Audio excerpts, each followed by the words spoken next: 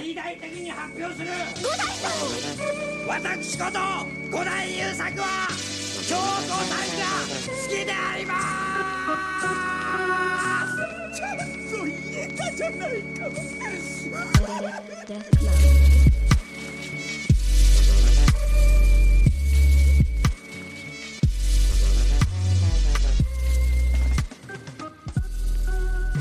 Hey everybody, welcome back to the podcast. Danny here. Today I'm talking to you about Maison Ikkoku.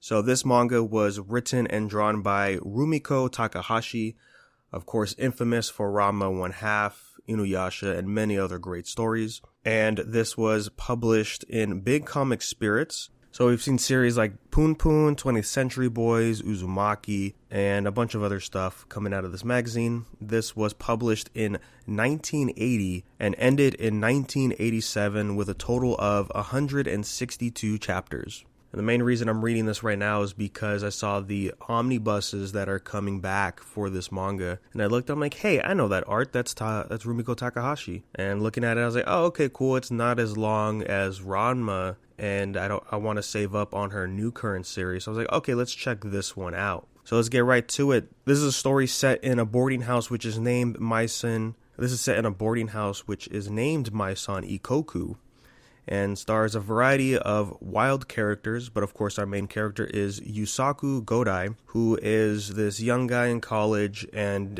he struggles with his grades. He's trying his quote-unquote best, but he has a hard time as all of the housemates that he have always come to his room and bother him. His room is the most spacious, and it is designated as the party room. All the adults there really like to party. And on one day, they get word that there's going to be a new manager for this place, and they're just waiting to see who it is, and it is a woman by the name of Kyoko Otonashi. Love at first sight for Godai here. And he was thinking of leaving, but after seeing that she is going to be the new manager, he decides, well, you know what? I think I'm going to stay.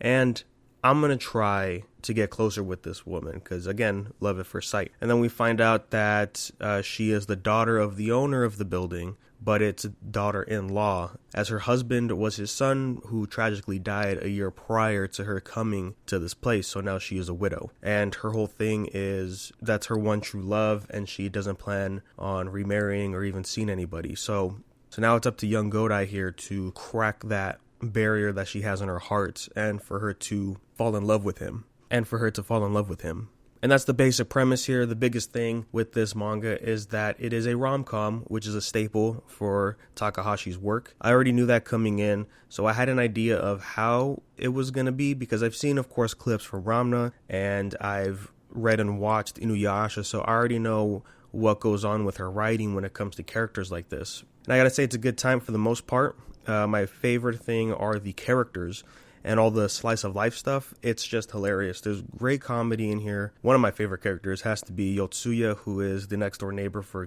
Godai, and he's like this very formal Japanese man, but of course he's also a man of shenanigans and pranks and does peeping Tom stuff here and there.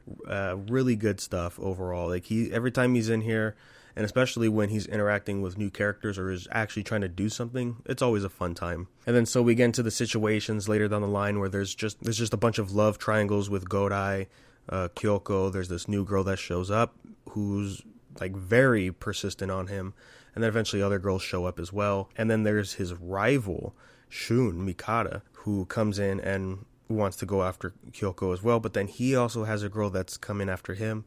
And so like this is just Takahashi's ballpark. This is what she's good at, and it's very clear here. So it's a really fun time, very wholesome stuff here and there. The big surprising part to me was the character development side of things when it came to Godai specifically.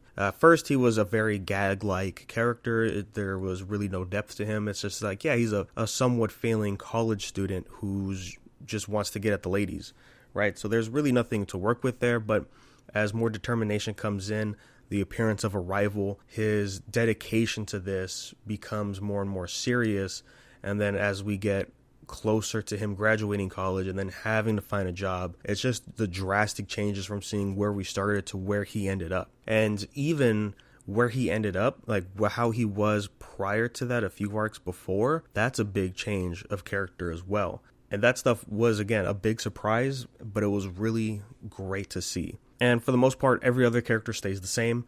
Even Kyoko, for the most part, eventually she goes the, I would say, classic Takahashi route, I would say, because at a certain point, I was reading this and I kept thinking, oh, this is literally just Kagome from Inuyasha. Like, they have the same exact hairstyle, but the same reactions as well at certain points, the way they get flustered and then they start yelling at the main character, and their indecisiveness, which I'll touch on, and a bunch of other stuff where it relates to, like, yeah, I've seen this plenty of times in other series that Takahashi's done. She was an interesting character in the beginning, but as we got on, I'm like, oh, okay, this is more or less of what I was really expecting. The interactions with her, and mainly Godai, were great, because, going in here and she's being whimsical and undecisive of who she's going to pick between him and Mikata. We know who she's picking because it's a manga kind of thing. So I wasn't really too interested into what was going on between her and Mikata.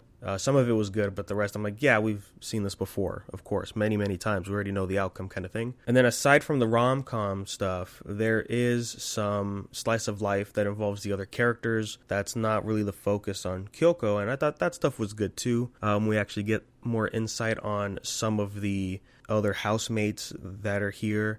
And the only thing I wish is we got more detail about everybody. I mentioned one of my favorite characters, right, was Yotsuya. I wish we got more detail about him. He's this very mysterious character, and we don't get to learn a whole lot about him. But all the other characters that we dive into, they're all good times, surprisingly a little more serious than what you would think. There's an arc where Godai's working at a specific place, and he has to take care of these kids. And the mom's like, man, I need them to find a dad. And she's kind of looking at Godai like, well, hey, like, the kids love you, you love the kids, why not?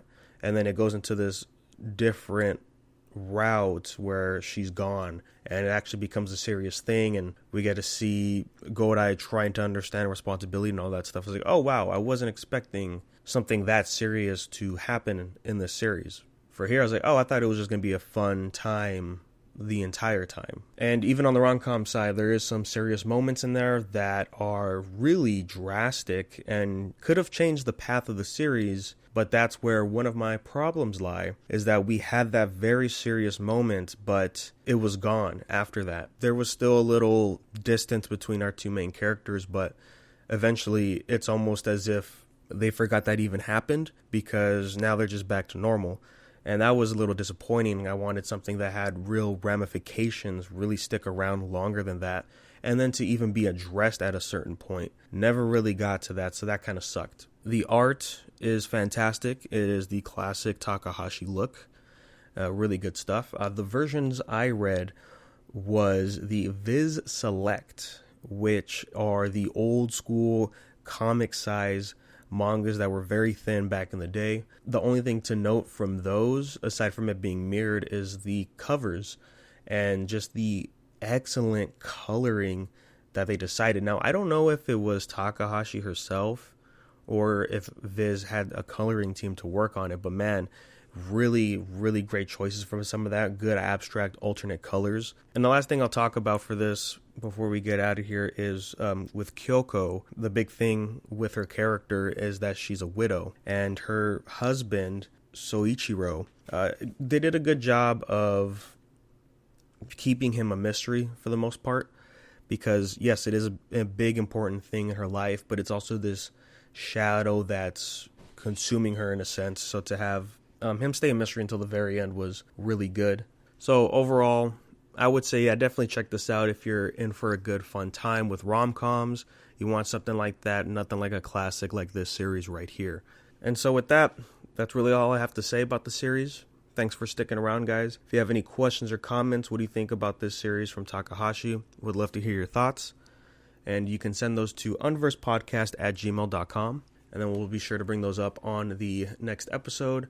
And then you can follow us on social media at Unverse Podcast anywhere you go, and we'll let you know when those episodes drop. So thank you guys, and we'll catch you on the next one.